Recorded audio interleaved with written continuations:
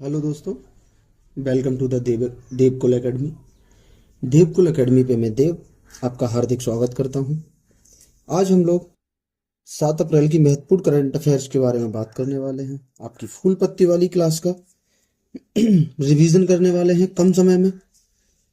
इस क्लास की पीडीएफ के लिए आप इस वीडियो के डिस्क्रिप्शन में एक लिंक दिया हुआ है, जिससे आप टेलीग्राम चैनल को ज्वाइन करिएगा और रोजाना इस क्लास की पीडीएफ प्राप्त कीजिएगा बाद में अपना रिवीजन करने के लिए। ठीक है, तो शुरुआत करते हैं आज के पहले प्रश्न की।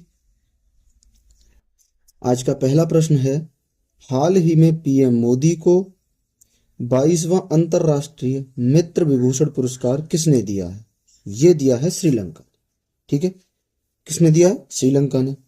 ये श्रीलंका के राष्ट्रपति अनुरा कुमारा दिशानायके ने दिया है। ठीक है, वही बात करते हैं कि मित्र शक्ति और श्रीलैक्स अभ्यास ये इंडिया और श्रीलंका के बीच होता है। मित्र शक्ति और श्रीलैक्स अभ्यास इंडिया और श्रीलंका के बीच होता है। बात करते हैं अब लल्लनटॉप की। Grand commander of the Indian ocean 2025 ये अवार्ड मोदी को मिला है और ये मॉरिशस का सर्वोच्च सम्मान है। मॉरिशस का सर्वोच्च सम्मान है और पीएम मोदी जी को ये दिया गया है। मॉरिशस का सर्वोच्च सम्मान है। आगे जीकोन अवार्ड ये भी मोदी जी को मिला है और ये नाइजीरिया का सर्वोच्च सम्मान है। पूछे जीकोन अवार्ड किस देश का सर्वोच्च पुरस्कार है, तो वो नाइजीरिया का सर्वोच्च सम्मान है जीकोन अवार्ड। ठीक है, आगे ऑपरेशन विजय, तो ये गोवा को आजाद कराया गया था। ऑपरेशन विजय के तहत गोवा को पुर्तगालियों से आजाद कराया गया था। आगे आपसे पूछे कि स्वर्गीय शारदा सिन्हा का संबंध, तो ये इन्हें पद्म विभूषण मिला है और ये बिहार की रहने वाली हैं शारदा सिन्हा, और इन्हें बिहार कोकिला के नाम से भी जाना जाता है। ठीक है, ये याद रखना, बिहार कोकिला के नाम से भी जाना जाता है। अगला प्रश्न, हाल ही में एशियाई क्रिकेट परिषद का अध्यक्ष किसे नियुक्त किया गया? तो ये आपका मोहसिन नकवी को किया गया। किसे किया गया? मोहसिन नकवी को। ठीक है, यही आपसे पूछ सकता है कि एशियन क्रिकेट परिषद की स्थापना, तो वो हुई थी आपकी 1983 में। 1983 में। ठीक है, कब हुई थी? 1983 में। क्लियर। आगे जैसा जो है ये वर्तमान में आईसीसी के हेड। वर्तमान आईसीसी हेड कौन है? तो वो है आपके जैसा। वहीं पूछे देवजीत सेकिया, तो देवजीत सेकिया हैं वो बीसीसीआई के सचिव हैं, ये आपको याद रखना है। आईसीसी के हेड पूछे तो जैसा, बीसीसीआई के सचिव पूछे तो देवजीत सेकिया। वहीं आपसे पूछे कि भारत क्रिकेट के कोच कौन है, तो वो है गौतम गंभीर। भारतीय टीम के कोच कौन है, तो वो है गौतम गंभीर। और बीसीसीआई के हेड वो है आपके रोजर बिन्नी। बीसीसीआई के हेड कौन है? रोजर बिन्नी। चलते हैं अगले प्रश्न पे। अगला है, हाल ही में जीआई टैग प्राप्त अमलसाद चीकू का संबंध किससे है? तो ये संबंध है आपका गुजरात से। अमलसाद चीकू का संबंध किससे है? गुजरात से। वहीं गुजरात को गिरकेसर आम और कच्ची खजूर का जीआई टैग मिला है। ये भी किसे मिला है? तो ये भी आपका गुजरात को मिला है। वहीं आपसे सवाल ये बन सकता है कि सर्वाधिक जीआई टैग किसके पास है, तो वो यूपी के पास है और दूसरा स्थान इसमें तमिलनाडु का। दूसरा स्थान किसका है? तमिलनाडु का। और सर्वाधिक पूछे तो यूपी के पास है और दूसरे स्थान पे इसमें कौन है, तो वो है आपका तमिलनाडु। क्लियर। आगे लल्लनटॉप की बात करते हैं कि वर्तमान में भारत में आर्द्र भूमि कितनी है, तो वो है 89। 89 आर्द्र भूमि है वर्तमान में भारत में।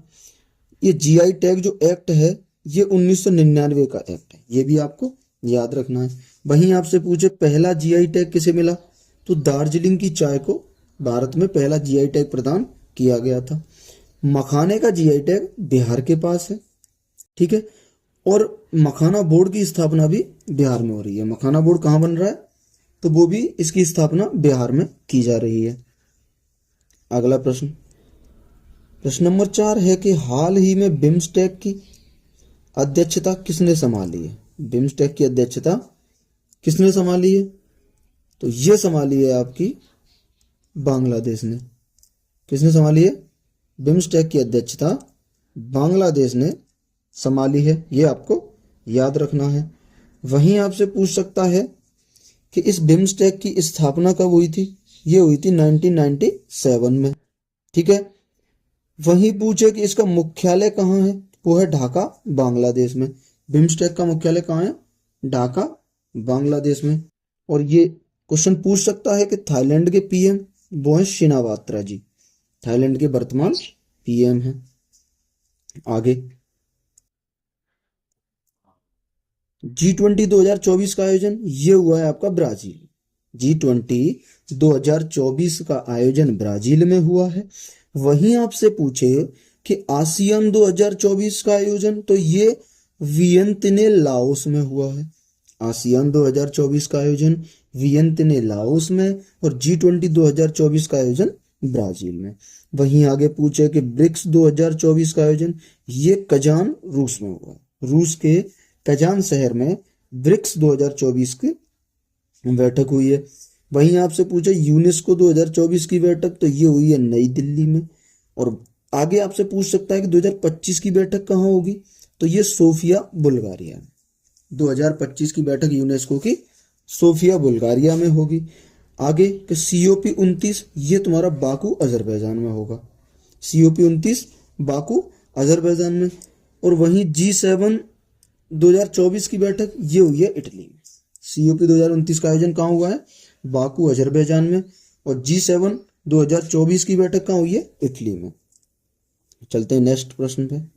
अगला है, हाल ही में PM मोदी ने भारत का पहला वर्टिकल लिफ्ट समुद्री पुल न्यू पम्बन ब्रिज का शुभारंभ कहाँ किया, ये किया है तमिलनाडु, ठीक है। बात करते हैं इस क्वेश्चन से रिलेटेड और भी प्रश्न बन सकते हैं। वो एक प्रश्न बन सकता है कि भारत का पहला वर्टिकल ब्रिज, तो ये आपका न्यू पम्बन ब्रिज है और ये 70 मीटर ऊपर उठता है और 80 किलोमीटर प्रति घंटे की रफ्तार से ट्रेन इसके ऊपर से गुजर सकती है। इससे पहले वाला जो पम्बन ब्रिज था उस पर ट्रेन 10 किलोमीटर प्रति घंटे की रफ्तार से गुजरती थी, तो इसका निर्माण किया गया न्यू पम्बन ब्रिज का, तो ये 80 किलोमीटर प्रति घंटे की स्पीड से इससे ट्रेन गुजर सकती है। वहीं आगे पूछ सकता है, इंपोर्टेंट है, प्रश्न बन सकता है कि न्यू पम्बन ब्रिज की लंबाई ये आपकी 2.08 किलोमीटर है। इसका निर्माण किसने किया, तो वो रेलवे विकास निगम लिमिटेड ने इसका निर्माण किया। तो ये था न्यू पम्बन ब्रिज से संबंधित जानकारी जो आपको याद रखनी है। 100% यहाँ से प्रश्न बनेगा एग्जाम में, ठीक है। आगे अटल सेतु की बात करें तो ये भारत का समुद्र पर बना सबसे लंबा पुल है और इसकी लंबाई 21.8 किलोमीटर है। आपसे पूछे कि भारत का समुद्र पर बना सबसे लंबा पुल कौन है, तो वो है अटल सेतु। उसकी लंबाई अगर पूछ ले तो 21.8 किलोमीटर है और ये मुंबई को नवी मुंबई से जोड़ता है, ठीक है। आगे ढोला सादिया पुल, तो भारत में नदी के ऊपर बना सबसे लंबा पुल है ये और ये लोहित नदी पे है। ये प्रश्न भी बन सकता है कि भारत में नदी के ऊपर बना सबसे लंबा पुल, तो वो है ढोला सादिया पुल। और अगर पूछे कि भारत में समुद्र पर बना सबसे लंबा पुल, तो वो है आपका अटल सेतु, ठीक है। आगे आपसे पूछ सकता है कि सबसे ऊंचा रेलवे पुल, तो ये जम्मू कश्मीर में है चिनाब नदी पे। सबसे ऊंचा रेलवे पुल जम्मू कश्मीर चिनाब नदी पे। प्रश्न बन सकता है कि बोस्ट्रिक आर्क ब्रिज ये तमिलनाडु में है और ये कांच का बना है, ठीक है। किसका बना है ये कांच का बना है बोस्ट्रिक आर्क ब्रिज और ये आपका तमिलनाडु में है। चलते हैं नेक्स्ट प्रश्न की तरफ। हाल ही में द्वारकाधीश श्री कृष्ण और रुक्मिणी जी के विवाह को समर्पित माधवपुर घेड़ मेला कहाँ प्रारंभ हुआ, ये हुआ गुजरात के पोरबंदर में। गुजरात के पोरबंदर में एक माधवपुर जगह है, वहां पे ये माधवपुर घेड़ मेला का शुभारंभ हुआ। आगे प्रश्न बन सकता है कि अंबुबाची मेला, तो वो असम में हुआ है। हर साल मतलब इसका आयोजन होता है। और जौनबिल मेले का आयोजन असम में होता है, ठीक है। वहीं सूरजकुंड मेले का आयोजन फरीदाबाद हरियाणा में होता है। और पुष्कर मेले का आयोजन होता है आपका राजस्थान। ये आपको याद रखने हैं, ये महत्वपूर्ण मेले हैं, ठीक है। यही आपको बता दूं कि कुमार गौरव सर की करंट की क्लास का कम समय में रिवीजन कराया जाता है, पूरा कंटेंट दिया जाता है। तो अगर आपको कम समय में रिवीजन करना है फुल कंटेंट के साथ, तो आप मेरे माध्यम से कर सकते हैं। और अगर पूरी क्लास का लुत्फ उठाना है, आपके पास समय है, तो आप कुमार गौरव सर के साथ जुड़ के रोजाना सुबह 6 बजे उत्कर्ष क्लासेस पे उनकी क्लास कर सकते हैं, ठीक है। चलते हैं अगले प्रश्न पे। अगला है, हाल ही में हितेश गुलिया विश्व मुक्केबाजी कप 2025 में स्वर्ण पदक जीतने वाले पहले भारतीय बने हैं। यह प्रतियोगिता कहाँ हुई है? यानी हितेश गुलिया विश्व मुक्केबाजी कप 2025 में इन्होंने स्वर्ण पदक जीता है, और ऐसे ये पहले भारतीय बने करने वाले। तो ये प्रतियोगिता हुई कहाँ थी? ये हुई थी आपकी ब्राजील में, ठीक है। और इन्होंने 70 किलोग्राम भार वर्ग में जीता है। कभी कभी ये भी पूछ लिया जाता है कि किस कैटेगरी में जीता है, कि कौन से किलोग्राम भार कैटेगरी में जीता है, तो वो आपका 70 केजी वर्ग में जीता है, ठीक है। यहाँ ये भी याद रखना कि भारत ने कुल 6 पदक जीते हैं। ये याद कर लेना, पूछ सकता है कि भारत में कुल कितने पदक जीते हैं विश्व मुक्केबाजी कप 2025 में, तो वो 6 पदक जीते हैं, ठीक है। आगे, कॉफी बंदरगाह, इसे सेंटोस के नाम से जाना जाता है, और ये है ब्राजील में। ब्राजील के कॉफी बंदरगाह को सेंटोस के नाम से जाना जाता है। आगे, मुरलीकांत पाटेकर, ये आपके पैरा तैराकी में गोल्ड जीतने वाले पहले भारतीय। मोस्ट इंपोर्टेंट प्रश्न है, याद रखना कि मुरलीकांत पाटेकर के बारे में पूछे, या आपसे ये पूछे कि पैरा तैराकी में गोल्ड जीतने वाले पहले भारतीय कौन है, तो वो है आपके मुरलीकांत पाटेकर। क्लियर?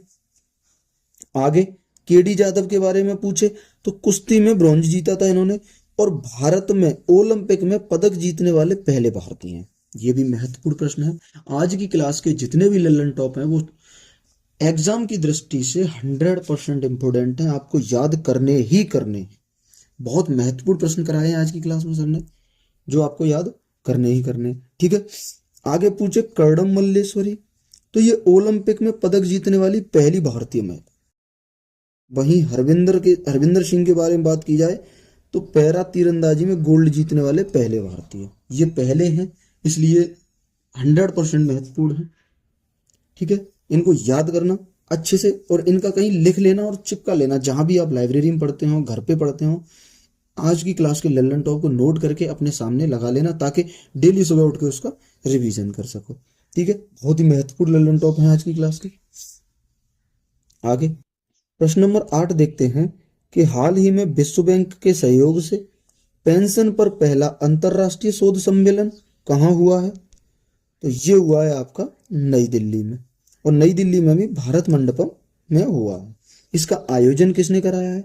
तो पेंशन फंड विनियामक एंड विकास प्राधिकरण ने, और IIM अहमदाबाद ने इसका निर्माण कराया, आयोजन इसका किया है, ठीक है। वही प्रश्न बन सकता है कि पहला नौसेना कमांडर सम्मेलन 2025 कहाँ हुआ है? ये हुआ है आपका कर्नाटक में। पहला नौसेना कमांडर सम्मेलन 2025 कहाँ हुआ है? कर्नाटक में। और सिंधु जल समझौता ये 1960 का है, और इंडिया और पाकिस्तान के बीच हुआ। सिंधु जल समझौता कब हुआ? 1960 में। किसके बीच? इंडिया और पाकिस्तान के बीच। और इसमें मध्यस्थता किसने की थी? इसमें तो वो की थी आपकी विश्व बैंक ने। विश्व बैंक ने इसमें मध्यस्थता की थी, ठीक है। आगे, दिल्ली के वर्तमान CM रेखा गुप्ता। वहीं आपसे पूछे ब्रेटन वुड्स सम्मेलन, तो ये 1944 में USA में हुआ था, और इसी के द्वारा IMF और विश्व बैंक की स्थापना हुई थी ब्रेटन वुड्स सम्मेलन से, ठीक है। अगला प्रश्न, हाल ही में वित्त वर्ष 2024-25 में देश में सर्वाधिक आर्थिक विकास दर 9.69% किसने हासिल की? तो ये हासिल किया तमिलनाडु में। इसमें दूसरा स्थान आंध्र प्रदेश का है, तीसरा राजस्थान का, और चौथा स्थान है इसमें हरियाणा का, ठीक है। आगे बात करते हैं कि तमिलनाडु ने किसे अधिसूचित रोग घोषित किया है, तो वो किया है सर्पदंश को। और मैट्टूर बांध भी आपका तमिलनाडु में कावेरी नदी। वहीं आपसे प्रश्न पूछ सकता है कि मदुरई शहर किस नदी पर स्थित है, तो मदुरई शहर बैगई नदी पे स्थित है। और आगे ये इंपॉर्टेंट है कि तमिलनाडु के तट का नाम क्या है, ये है कोरोमंडल तट। और लौटते हुए मानसून से सर्वाधिक जो वर्षा होती है वो भी आपकी कोरोमंडल तट पे ही होती है।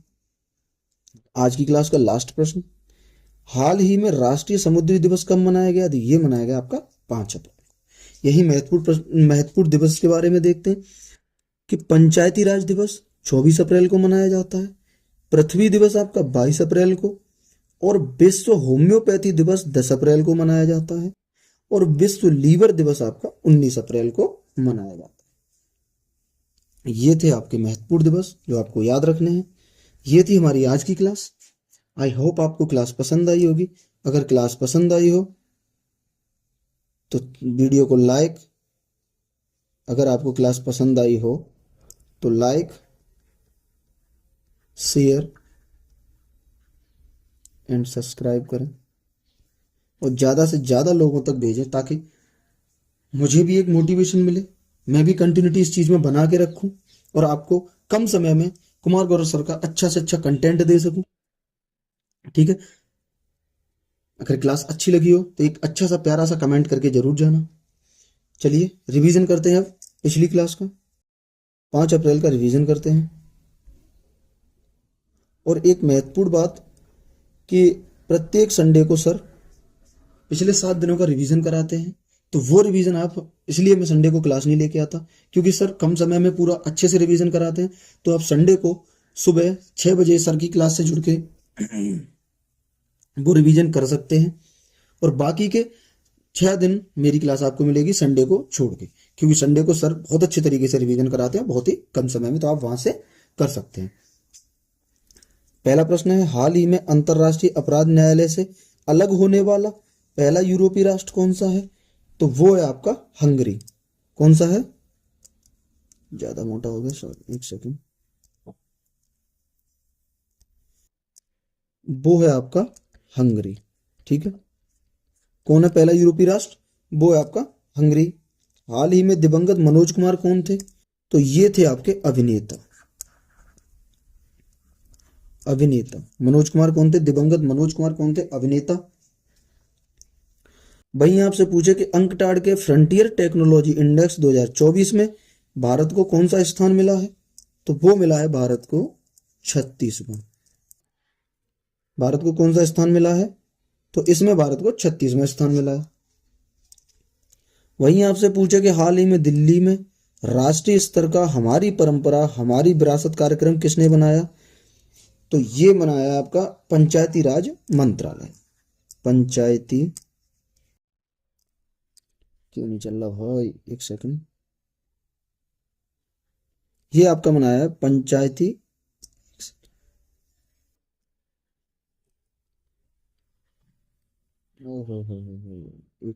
एक सेकंड, पंचायती राज मंत्रालय। किसने, पंचायती राज मंत्रालय ने। हाल ही में डीआरडीओ ने MRSAM मिसाइल का सफल परीक्षण किया है। इसे किसके सहयोग से विकसित किया गया है, ये किसके सहयोग से विकसित किया गया, तो डीआरडीओ ने से इजराइल के सहयोग से, इजराइल के सहयोग से विकसित किया है। आगे, हाल ही में कृषि समृद्ध का उत्सव रोंगाली बिहू कहाँ आयोजित हुआ, तो ये हुआ है असम में। आपको बिहू दिख जाए तो वो सारे के साथ उसका आंसर ही आसाम होगा 100%। वहीं आपसे पूछे कि हाल ही में युवा स्पार्क के संस्थापक आकर्ष श्रॉफ को किस श्रेणी में योगदान के लिए राष्ट्रीय युवा पुरस्कार दिया गया है, तो ये दिया गया है प्रारंभिक शिक्षा में योगदान के लिए, प्रारंभिक शिक्षा में योगदान के लिए। ठीक है, ये आपको याद रखना है। हाल ही में भारतीय सेवा ने बटाले क्रिकेट लीग 2025 का आयोजन कहाँ किया है, भारतीय सेना ने, तो ये किया है आपका लद्दाख में। कहाँ किया है, लद्दाख में किया है। आगे, हाल ही में वित्त वर्ष 2025 में कार्गो हैंडलिंग में शीर्ष स्थान किस बंदरगाह प्राधिकरण को मिला है? तो ये मिला है आपका पारादीप बंदरगाह प्राधिकरण। पारादीप, एक सेकेंड, पारादीप बंदरगाह प्राधिकरण को दिया गया है। ठीक है। आगे, हाल ही में वाइब्रेंट विलेज प्रोग्राम द्वितीय के तहत कितना बजट जारी किया गया है? तो ये किया गया है आपका 6,839 करोड़। 6,839 करोड़। तो ये थी हमारी आज की क्लास। आई होप आपको क्लास अच्छी लगी होगी। वीडियो को अगर क्लास अच्छी लगी तो वीडियो को लाइक करें, शेयर करें और चैनल को सब्सक्राइब करें।